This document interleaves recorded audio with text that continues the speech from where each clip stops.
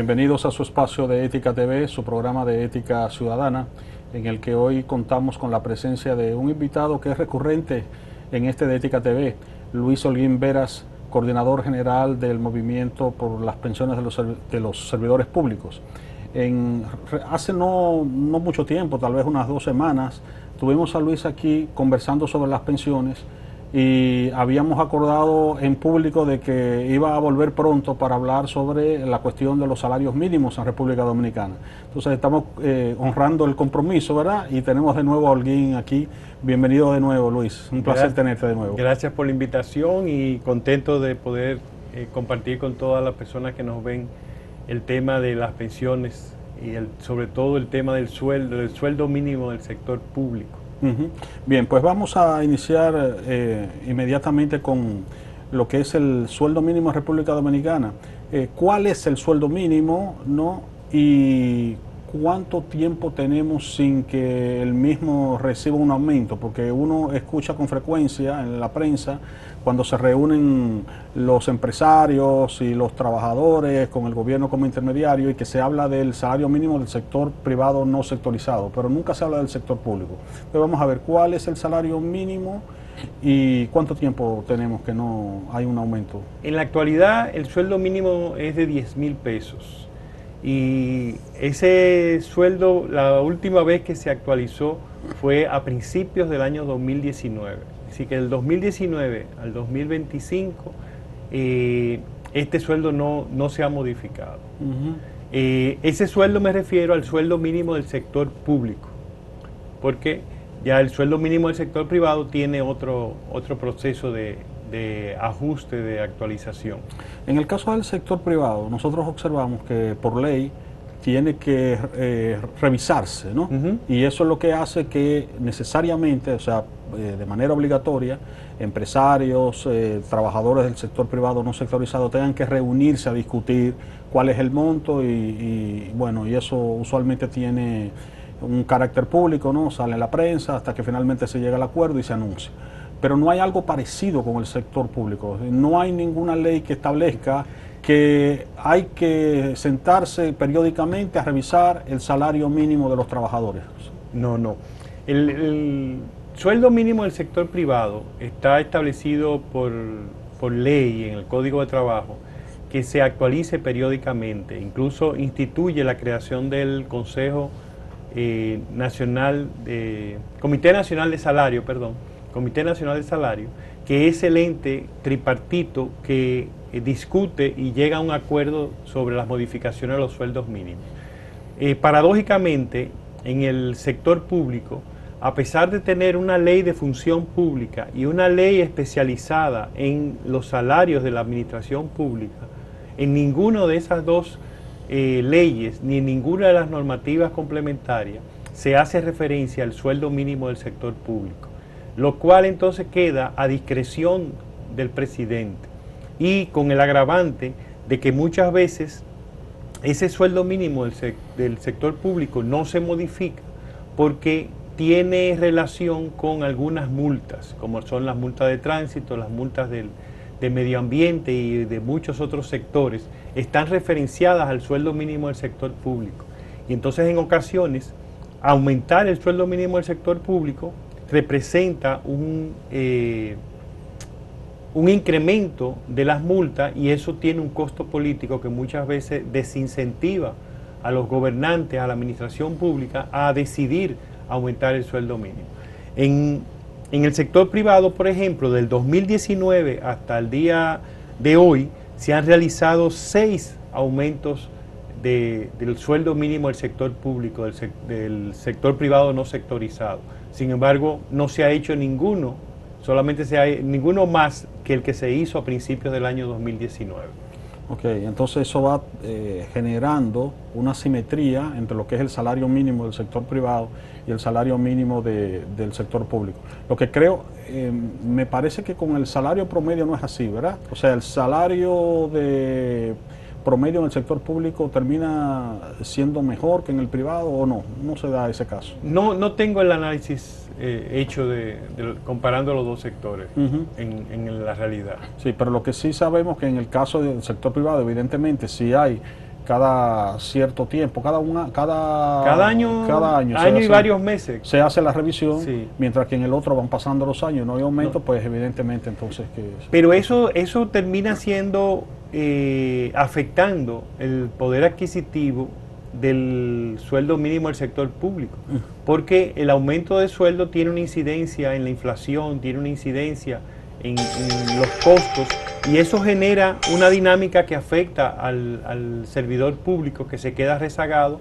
con sueldos mínimos que son muy por debajo de lo que debería ser. Paradójicamente también, algunas de las instituciones que tendrían que ver con el aumento del sueldo mínimo, en sus nóminas tienen sueldos mínimos superiores a los 10,000 pesos. Es el caso del Ministerio de Administración Pública, que tiene un mínimo de 22,000 pesos, y el Ministerio de Hacienda, que tiene un mínimo de 21,000, y hay otros ministerios que también tienen sus propios, han hecho sus propios aumentos particulares del mínimo que pagan, pero no se ha socializado, no se ha generalizado a todas las instituciones públicas como debería ser. ¿Cómo se relaciona los salarios mínimos del sector público con los del sector privado? Ahí hay una deficiencia en donde el salario mínimo del sector privado está por encima de lo que debería ser. Y me gustaría hacer una aclaración de con qué comparamos. Muchas veces, por el bajo salario, bajo sueldo mínimo del sector público, tendemos a comparar con el mínimo, el más bajito de los distintos sueldos mínimos, salarios mínimos del sector privado. Pero en realidad, los ministerios y las instituciones públicas tienen un manejo de un volumen de presupuesto que deberían compararse con las grandes empresas, no con la microempresa, la pequeña empresa como normalmente hacemos. Y eso es un elemento que afecta las comparaciones. En términos de la comparación, el sueldo mínimo de 10,000 que tenemos establecido está por debajo del sueldo mínimo, del salario mínimo, hasta de las microempresas.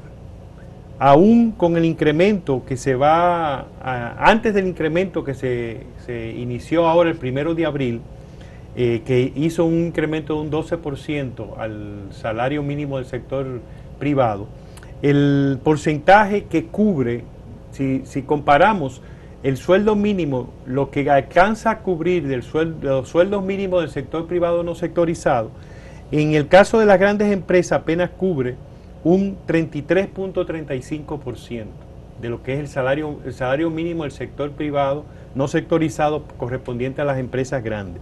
A las empresas medianas cubre un 36%, sube unos 3 puntos más, 36.38%. En la pequeña empresa cubre un 54.29%, y en la microempresa estamos hablando de una empresa que tiene hasta 10 empleados y ventas brutas de hasta 8 millones de pesos. Es decir, que estamos hablando de una empresa, una institución muy minoritaria frente a cualquier institución pública. En la microempresa cubre apenas el 58.85% de lo que es el salario mínimo de las microempresas. Okay. Uno de los aspectos fundamentales cuando estamos hablando de salario mínimo es la cuestión si el mismo permite costear lo que se conoce como la canasta básica, ¿no? La canasta familiar. Se supone que cuando estamos hablando de salario, estamos hablando de una cuestión de justicia, ¿no? Toda persona que trabaja en una sociedad con un mínimo de justicia debería tener un salario que le alcanzase para costearse los gastos mínimos de alimentación, salud, etcétera. Entonces, ¿cuál es la situación del salario mínimo del sector público relacionado con el problema de la canasta familiar, ¿no? El costo de la canasta familiar lo hemos comparado con el costo que tenemos para el mes de febrero, porque no ha salido el de marzo, pero el costo nacional de la canasta familiar es de 46.500 570,70. Ok, disculpa Luis, nos están haciendo la señal de que tenemos que hacer una pausa. Entonces vamos a realizarla y entonces cuando retornemos retomamos ese punto, no sin antes pues pasar por un intermedio de una nueva sección que tenemos en nuestro espacio sobre cápsulas de la historia de la educación dominicana con la especialista en educación Duleidis Rodríguez Castro. Entonces en breve retornamos, quédense.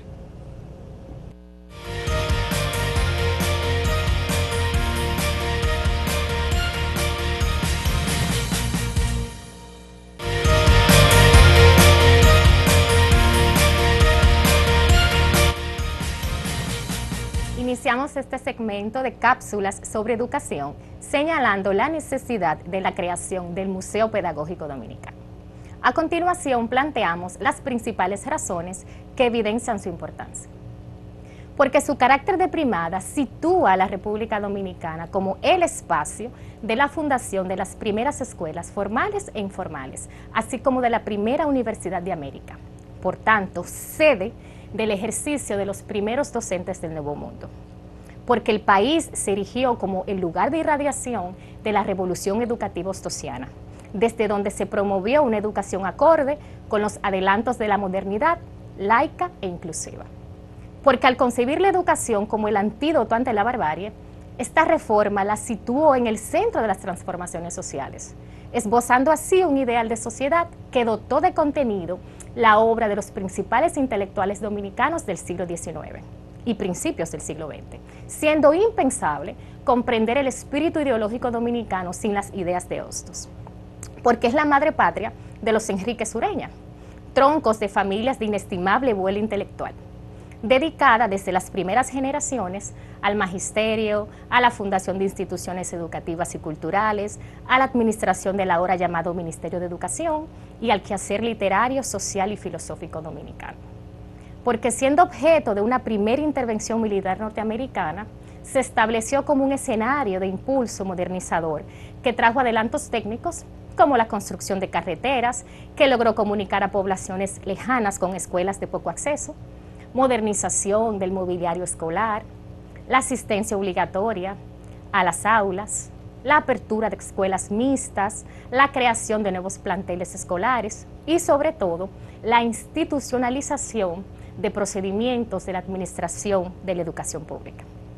Porque fue el escenario de una de las dictaduras más tristemente emblemáticas del continente, que instauró una forma de educar las masas con características marcadamente distintivas que a su vez generaron mejoras en el sector educativo, lo que impulsó la creación de huertos, de colonias escolares, la implementación del desayuno escolar, la creación de bibliotecas escolares y el interés por la formación académica docente. Porque fue la patria de acogida de un éxodo español que dejó una impronta visible en el desarrollo de la educación, mediante la labor educativa realizada por maestros y maestras que se desempeñaron tanto en el sector de la educación escolar y universitaria como en la enseñanza de las bellas artes. Porque hace falta un espacio especializado para el acopio y catalogación de documentos dispersos relativos a la educación. Por la necesidad de un espacio para la investigación y reflexión sobre la historia material de la pedagogía dominicana, para rescatar relatos dispersos que nos hablen de vivencias escolares, como los testimonios de César Nicolás Penson, Francisco Moscoso Puello, Juan Bosch y Francisco Veloz. Porque hace falta un espacio donde los docentes podamos narrarnos, reinterpretarnos y reconstruir la memoria histórica de nuestro ejercicio, con el fin de valorarnos mejor. Como medio para valorar el papel cumplido por la Iglesia Católica a través de 3 órdenes emblemáticas de la educación dominicana: los jesuitas, los dominicos y los escolapios. Para establecer un canal de comunicación con los dominicanos interesados en identificar los elementos de las culturas escolares en las que han sido educados. Para sentar las bases que propicien un turismo cultural, donde el turista pueda percibir la formación de la identidad dominicana a través de sus prácticas y de sus utopías educativas. Para rescatar la memoria de docentes extranjeros que brindaron sus servicios al país desde los albores de la educación formal, como son Manuel María Valencia, François Charbonneau y los franceses Charles Pierre, Charles Maspin y Monsieur Marc.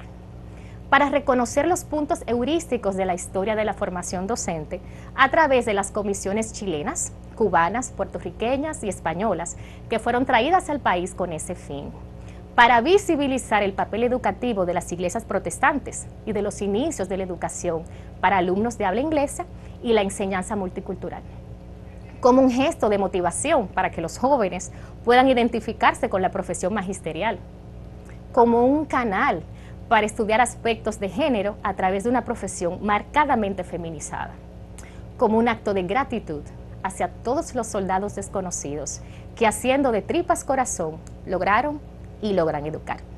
Muchas gracias.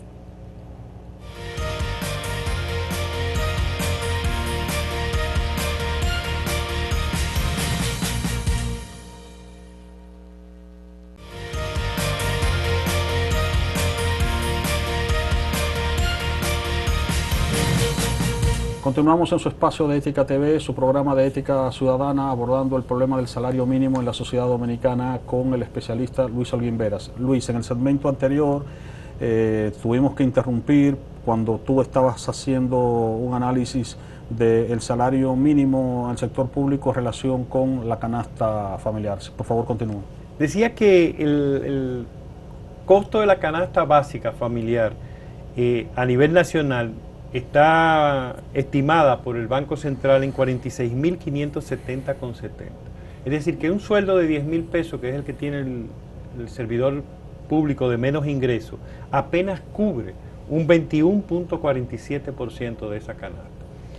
En el quintil 1, que es el quintil más bajo, que corresponde al 20% de la población de menos ingresos, tenemos que apenas cubre un 35.84%.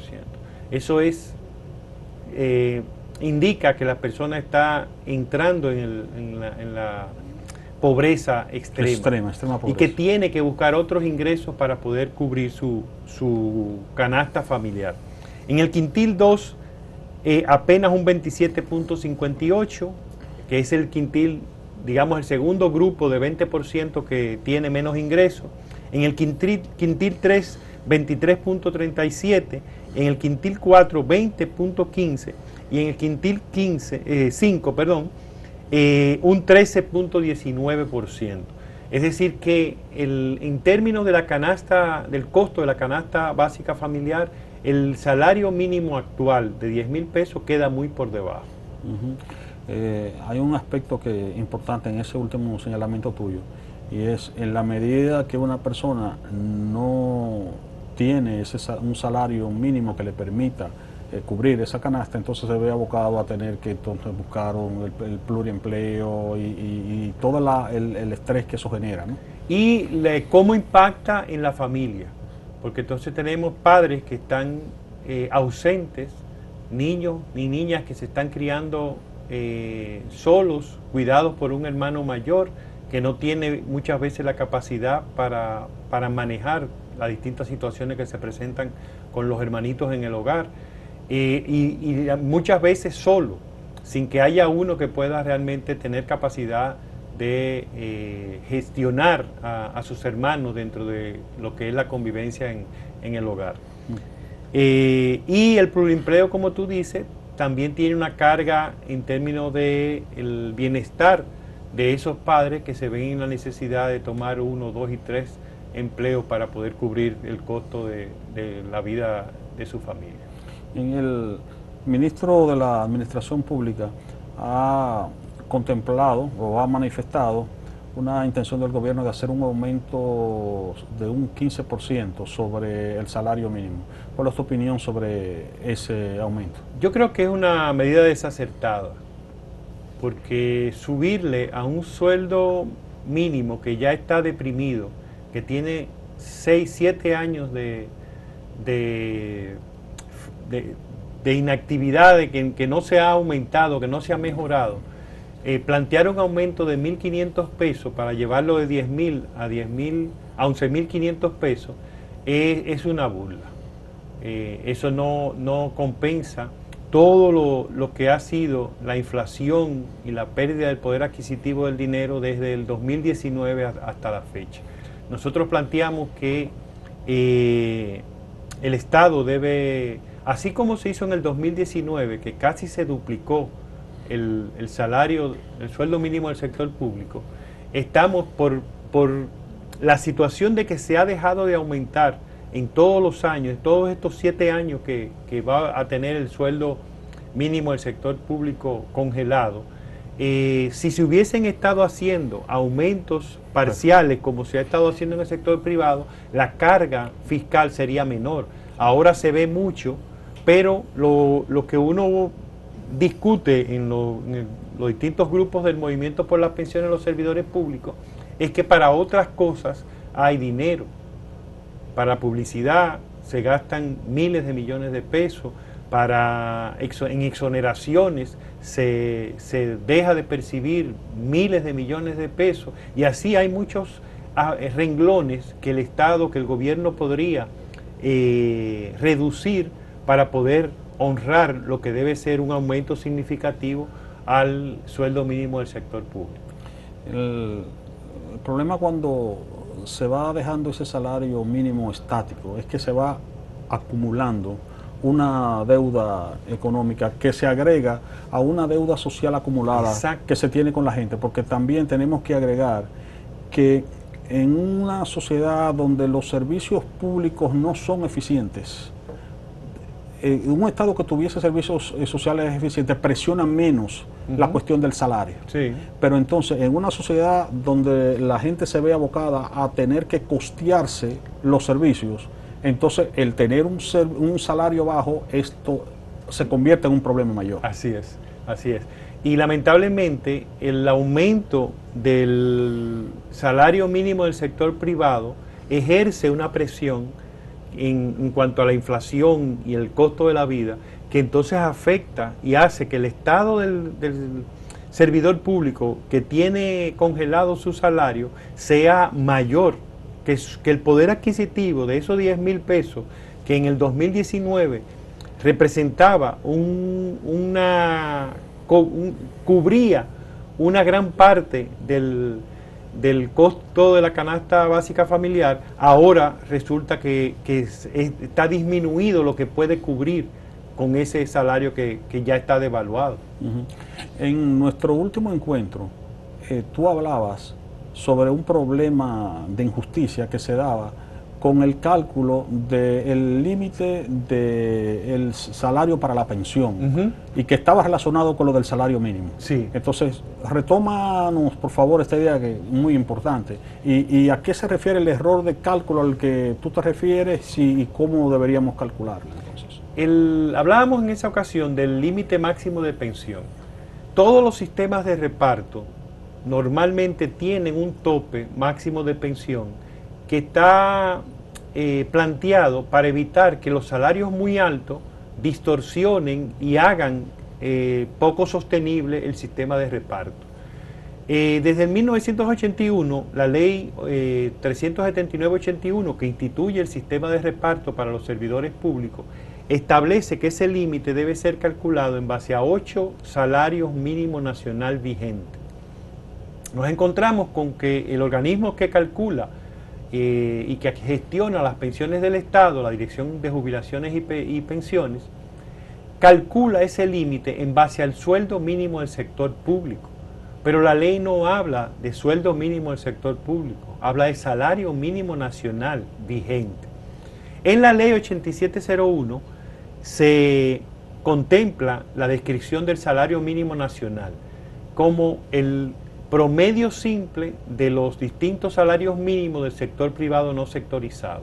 Ese es el monto sobre el cual deberían calcularse los 8 salarios. ¿Qué ocurre?